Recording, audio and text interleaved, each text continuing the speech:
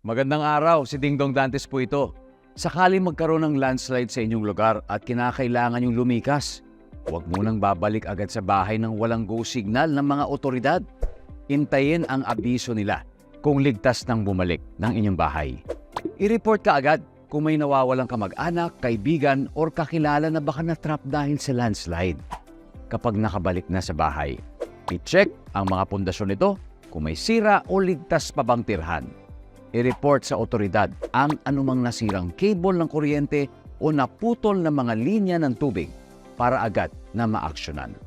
Kahit natapos na ang sakuna, kailangan pa rin tayo mag-iingat ha. #panatag ang may alam.